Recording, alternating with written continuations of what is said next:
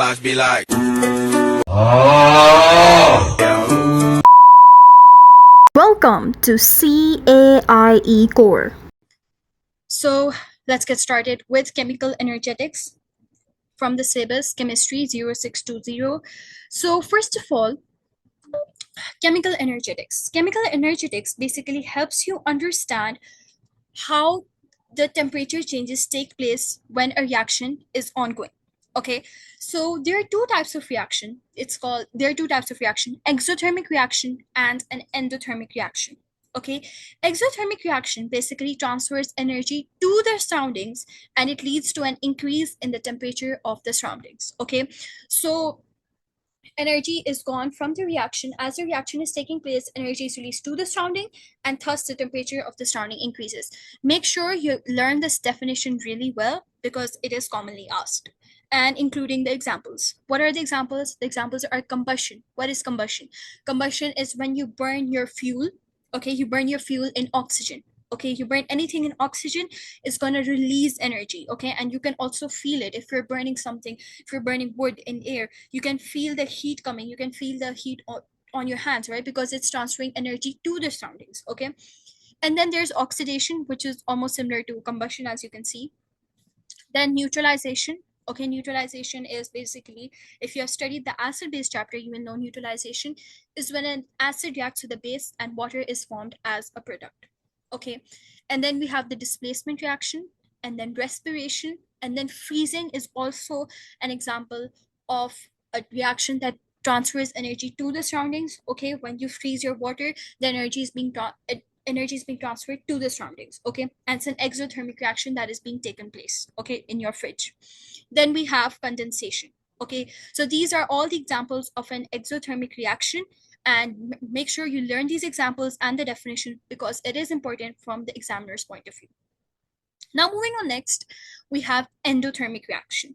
Endothermic reaction is going to take in the energy from the surroundings, leading to a decrease in the temperature of the surroundings. So it's basically the opposite of the exothermic reaction. And once again, a reminder, if you have any doubts while the explanation is going on, you can drop it down in the chat. Okay, so now endothermic reaction takes in thermal energy from the surroundings and thus the temperature of the surroundings decreases. Remember that according to the examiner point of view, you're always going to look at the temperature of the surroundings. Now, if there are some students who get confused, like, oh, we're taking in energy into the reaction is taking in energy. So shouldn't the energy of the reaction increase? Yes, the energy of the reaction is increasing. The temperature of the reaction is increasing. But we will always look at the temperature of the surroundings. Okay, the perspective of the examiner in IGCSE is the temperature of the surroundings always being considered.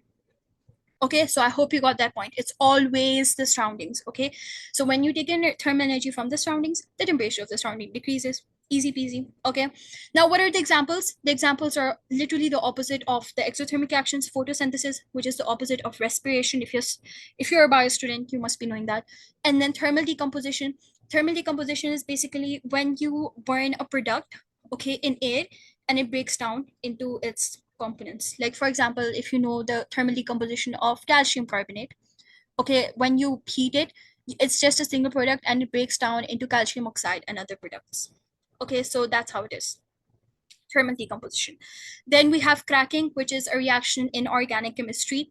Then dissolving salt in water is also takes in energy. Melting takes in energy. Boiling takes in energy, which is again the opposite of freezing and condensation. Okay, I hope you all understood this. These are the two types of reactions, the definitions of them, along with the example and the explanation. Make sure you know them really well and just understand them and memorize them from the examiner point of view. All right. Now, the transfer of thermal energy during a reaction is called enthalpy change. There was a question asked once. They're like, what is the transfer of thermal energy during a reaction called? The students fumbled. They were like, what do you mean, the transfer of thermal energy? So remember this. The term given when to the transfer of thermal energy is called the enthalpy change.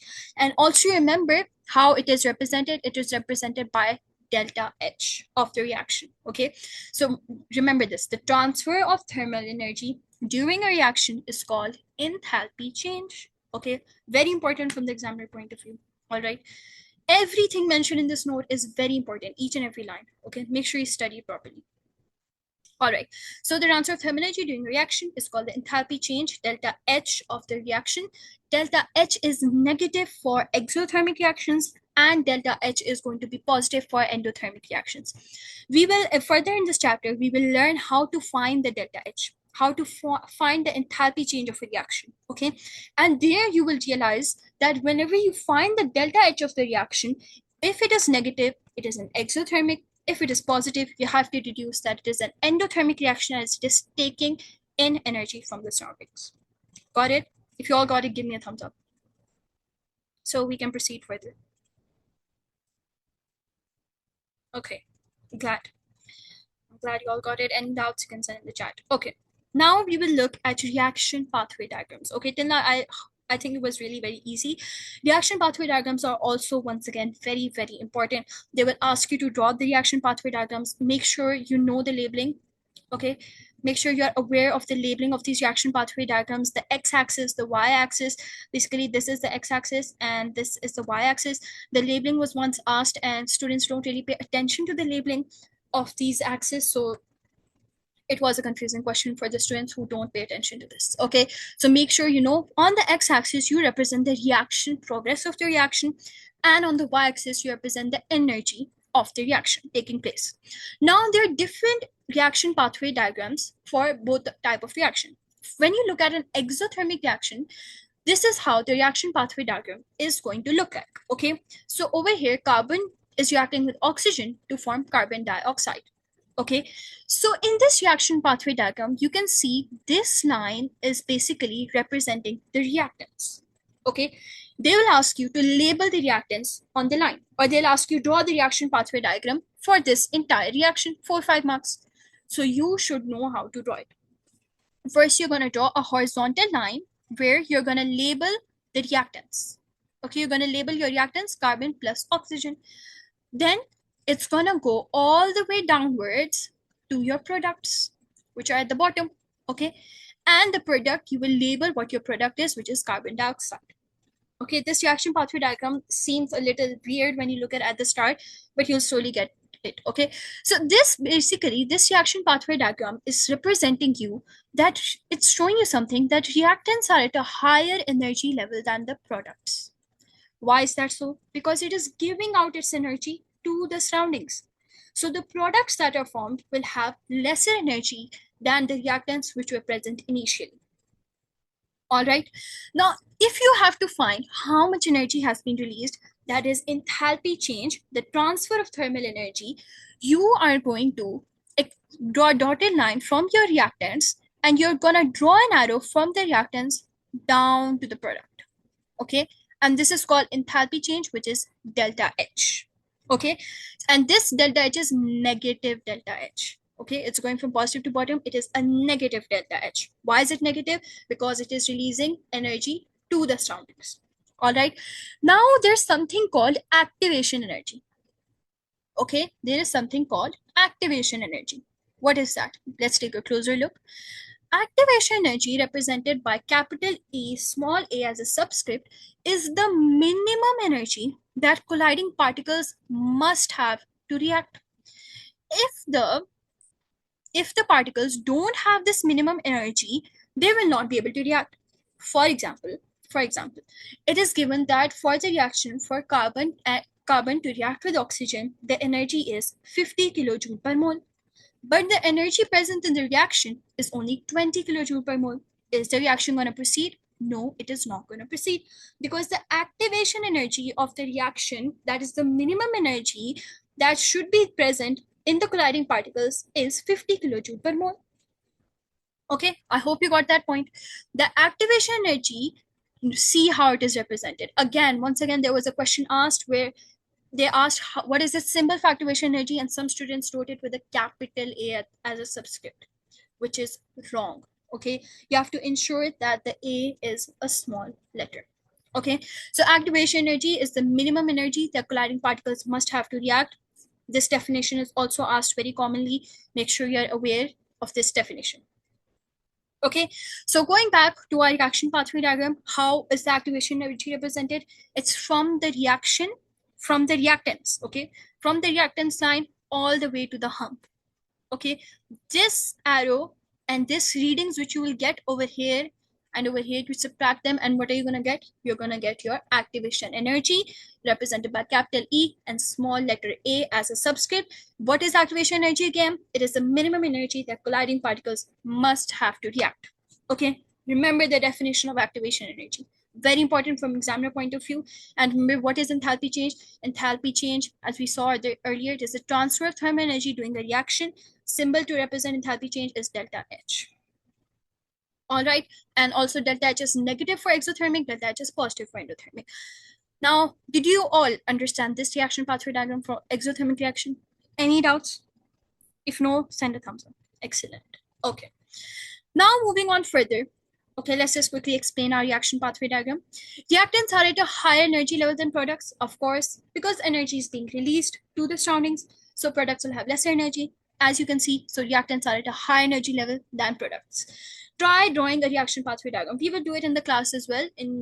On Tuesday, we'll try to do past paper questions for this chapter. Okay. So you will be thorough with everything. So make sure by Tuesday you revise all of these notes and come for the next class on Tuesday. Anyways, okay. So reactants are at a higher energy level than the products. Delta H is negative as energy is released, right? Delta H is negative, it goes downwards. See the arrowhead. Okay, the arrowhead, each and every detail is important. Even the arrowhead, if you draw it upwards, pointing upwards, you lose your mark. See how small things can cost you your marks. Okay, so the arrowhead has to be pointed towards the bottom for the enthalpy change. So technique I've given here, which will also work for the endothermic reaction pathway, is where this is the definition of activation energy, then activation energy is marked from the reactant level to the hump. Okay, remember this. This is your reactant level, and to the hump, you're going to mark your activation energy, EA. Okay, then delta H is marked from the reactant level to the product level. Okay, and this will be followed for endothermic as well. I hope you all understood this. Now going to our endothermic.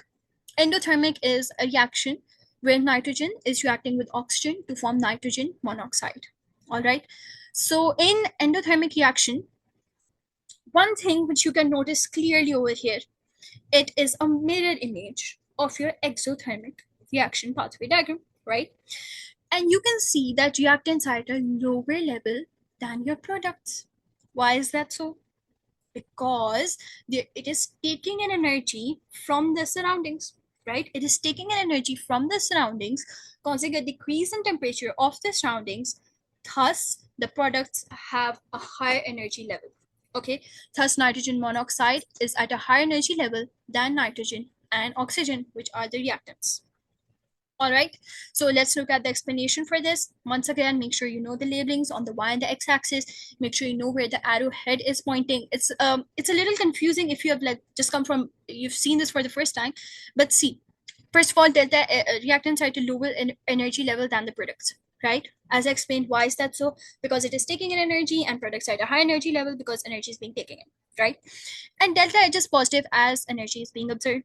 Easy, we already discussed this. Then what is activation? How is activation energy marked? I told you this will follow the same technique. Activation energy is marked from the reactant level to the hump. Exactly how it was done there. But the difference is over there, reactant was at a high energy level. So reactant level to the hump, this was activation energy. And for endothermic, this reactant level to the hump, this is this activation energy. This line has to be extended. Just give me a minute. This line, okay, this line has to be extended to here. This is the labeling for the arrow. Okay, I hope it's done the same way over there above. Oh my god. Okay, just let me see how it's done here. Okay, yeah, this is the labeling for the arrow, the arrowhead. All right, now let's go ahead. Okay, and activation energy is always marked from the reactant level to the hump, and the delta H is marked from the reactant level to the product level always. This over here reactant was lower to the product level. Above, you can see that reactant was higher, reactant to the product level. Okay, so that's how it is. Make sure you know how to draw this. Okay, so now what are the differences between exo and endothermic reactions? Okay, these differences, make sure you know them. Exothermic reaction, it transfers energy to the surrounding, the most basic difference. And endothermic, it takes in thermal energy from the surroundings, causing a decrease in temperature of the surroundings. Okay, then transfer of temperature of the surrounding increases, temperature of the surrounding decreases. Delta H is negative, delta H is positive. Now there is another new thing that you should remember, that bond making. If you're forming a bond, it's always an exothermic reaction. Okay, if you're forming a bond, it is always an exothermic reaction. Bond making is always exo. It was a type error over here. Okay, it was basically supposed to be mexo, so that you remember it. Okay, MEXO. This was how it was supposed to be. Okay, so remember, bond making is exo, and then it was supposed to be bexo over there. So there's an error. It was supposed to be, sorry, bend over here. Sounds weird though, but if it helps you remember, it's good for you. So mexo means bond making is exothermic, bond breaking is endothermic. Very important from the examiner point of view. Again, remember it. If you're making a bond, you are transferring energy to the surroundings. If you're breaking a bond, you're putting in energy and you're taking in energy from the surroundings. Understood? Please give me a thumbs up or reply in the chat if you understood this, because it's a very important topic. Thumbs up, please, if you understood this. Okay, anyways, let's continue further. Reactants are at a higher energy level than products in an energy profile diagram for exothermic reactions, and products are at a higher energy level than reactants in the energy profile diagram, as we saw, right? Products are at a higher energy level for the endothermic reaction, okay? And the reactants are at a higher energy level for the exothermic reactions, okay? Another major difference. Now we're going to look at what is bond energy. Bond energy is the energy required to break. Again, this definition is very important from examiner point of view. Bond energy is the energy required to break 1 mole of a particular bond. The unit is kilojoule per mole. The stronger the bond, the greater is the bond energy. I don't think anything is required to explain that. It's just that when you have to break 1 mole of a bond, the energy that is required to break 1 mole of a bond is called bond energy. Okay, and if your bond is stronger, it will have a greater bond of energy, and if it's lower, it will have a lesser bond energy. Okay, something in the chat. Give me a minute. So in an endothermic reaction like the one you showed, bond breaking, that means more bonds are broken than formed. What do you mean? In the endothermic reaction like the one you showed, bond breaking, was it bond breaking? Yes. Okay, so that means more bonds are broken than formed, right? So then forms 1 bond and breaks 2. Just clarifying. Yeah, the energy needed to break the bonds is basically greater than the energy released when bond is formed. Okay, that's an easier way to conclude what you're trying to say. I hope you got it. Okay, the energy needed to break the bonds over here was greater than the energy that was released when bond was formed. All right, so something. Okay, understood. Good. So now bond energy. We were over here. Bond energy, it is the energy required to break 1 mole of a particular covalent bond. Unit is kilojoule per mole. The stronger the bond, the greater is the bond energy. Easy peasy. Okay, now is the main thing. The core of this chapter. Okay, the energy profile diagrams and calculating enthalpy changes is the core of this chapter, the most important topic of this chapter. Okay, now as we mentioned, we are going to calculate the enthalpy changes, in other words, delta H of the reactions. Okay, and you need to memorize this formula for calculating the enthalpy change. Okay, just give me a minute.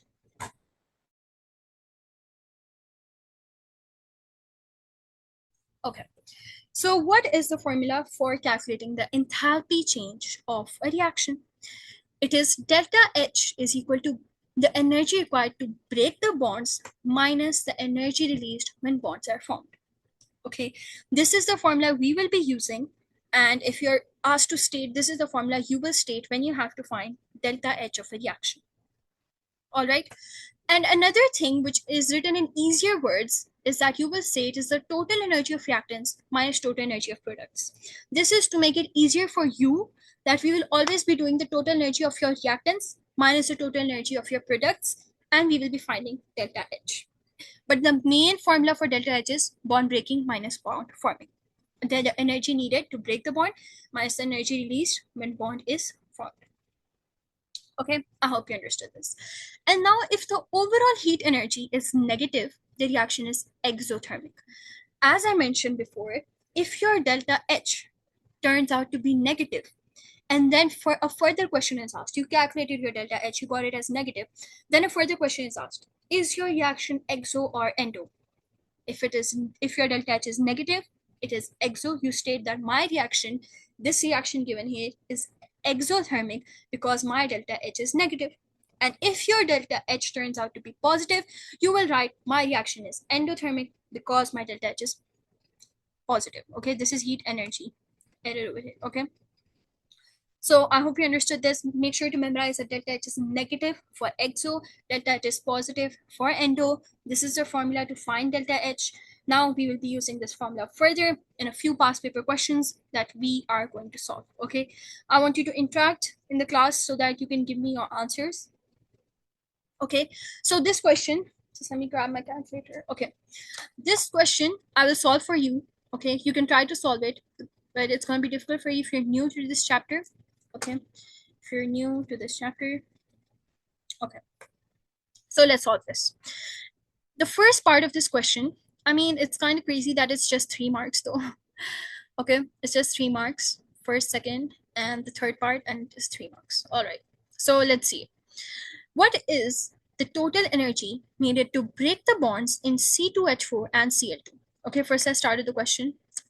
Bad habit. You should read the whole question first and then go to the actual question. Okay. Ethene CH2 reacts with chlorine to form 1,2 dichloroethane. Okay, if you've studied organic chemistry, you'll be knowing what this is anyways. So the equation for this reaction can be represented as shown. So this is ethene. It's reacting with chlorine to form 1,2 dichloroethane. And they have given you the bond energies for each of this reaction. If they want to make this question trickier, you know what they're going to do? They are not going to give this thing. They're not going to show you the bonds. They're going to be like, oh, ethene is reacting with Cl2 to form 1,2 dichloroethane. You will have to make all of these bonds and then proceed. Okay, you have to draw the displaced formula for the reactants, for the products, and then you will proceed with the question. Okay, so that's if the examiner is trying to make it tricky for you. Wait, time running out. Okay, it's fine. Okay, let's see. So ethene is reacting with chlorine to form 1,2 dichloroethane. And now we have to find the total energy that is needed to break the bonds in C2H4 and Cl2. Okay, and use the bond energies given in the table. Okay, this table will always be given to you. You really don't have to memorize any bond energies. Okay, so now let's give this question a try. Total bond energy needed to break C2H4 and Cl2. Let's see. So in other words, you know what this question is saying? This is saying the total energy in the reactant side. Okay, calculate the total energy in the reactant side. All right, so let's calculate the total energy in the reactant side. And also the good thing with a theory question, a paper 4 question, is that they will guide you through, and then it's going to guide you step by step to find your enthalpy change. See, this will ask you for reactants, and further they will ask you to find the energy for products, and then you find the enthalpy change. Okay, but if it's MCQs, you need to do that all by yourself anyways. Okay, so this is the energy that we need to find in the reactant side. Okay, so let's see how we're going to do this. First of all, okay, let me use the other animate option. Just give me a minute. Just give me a minute. Delete all my drawings. Okay, so first of all, what are we going to do? We can see that there are two carbon, carbon is double bonded to another carbon, and there is only one of this. Okay, so we know we need this bond energy, right? We know we need this bond energy. Now, what else is present in C2H4? We have carbon-hydrogen bonds, but you can't just say there's one carbon-hydrogen bond, right? CH bond. There's 1, 2, 3, and 4 carbon-hydrogen bonds. All right. So this value is the energy, this bond energy is only for 1 mole. So you're going to multiply this with 4. Understood? 1 C double bond and 4 CH bonds, you're going to multiply this with 4. Now, what else do we have in the reactants? For Cl2, there's only one Cl-Cl bond. So we will take this value. So how are we going to proceed with our answer? We are going to say, we are going to do 610. Okay, sorry for the bad handwriting. 610 plus 4 times 410. Okay, 4 times 410. Just let me use my mouse. 410 plus 240. Plus 240. This is how we are going to calculate the total energy in the reactant side. What is our answer? 610 plus 4 into 410 plus 240. We get 2490. Easy peasy. Okay, 2490. So our answer over here, we'll write it 2490. Something in the chat. Yep, yeah. Okay, 2490. So that's how you find the energy in the reactant side. Now moving on further, just let me check, confirm if this is correct. Trust issues with myself, you know. Okay, 2490. Yeah, 2490. Okay. So now we are gonna see what is the total energy released when bonds are formed, when bonds form in this. Okay. Now let's go back to our displayed formula, which sometimes you might have to draw by yourself. So make sure you know the drawing. Make sure you're clear with your bonding chapter, covalent bonding. Okay. So now we have one carbon-carbon bond. How many? So one carbon-carbon bond. Let me erase all of this. And let's use a different color so that it's easier to distinguish. What time? Okay. Okay. So we have one carbon-carbon bond. Okay. So one carbon-carbon bond, we need this 350, right? How many CH bonds? 1, 2, sorry for the bad drawing. Okay, 3, and we have fourth. 4 CH bonds again. So we multiply this number with 4. Okay, now let's look at, oh my god, let's look at our CCl bonds now. Okay, we have done dealing with this whole structure, but there's still CCl bonds left here. Okay, bonds of carbon with chlorine. All right, so how are we going to do this? Bonds of carbon with chlorine, this multiplied with 2, because there are 2 of them, right? So how are we going to write our final answer now? We are going to write 350. Okay, 350 plus 4 times 410. 4 times 410. Oh my god. Okay, 4 times 410. And then we are going to add with this 2 times 340. 2 times 340. So that's the energy in our product side. Okay, that's energy in our product side. So what is the final answer? Let's calculate 350 plus 4, 350 plus 4 into 410 plus 2 into 340. Please don't try to use your, mental maths over here, because you need to take your time and it can go wrong. Okay, so use your calculator. So 2670. Okay. Funny. Okay, so that's the energy for the product side. Now we are going to calculate the enthalpy change. We have, see, you should include a sign. Important detail. Even if they didn't mention that, you will include your sign, because what does the sign tell you? It tells you if the reaction is exo or endo. So let's see. We are going to take this reactants one. Okay, we're going to take this value. The reactants, what was the formula? Let's go back to the formula. Total energy of reactants minus total energy of products. This is the reactant side, right? And this is the product side. And we have found the energy for each one of them thanks to the question that guided us. If they would not, you have to do it yourself. Okay, so this is the reactants, this is the products. 2490 minus 2670. 2490. Okay, we just have 2 minutes left. Minus 2 0.70 minus 180. Okay. Push the fucking pack.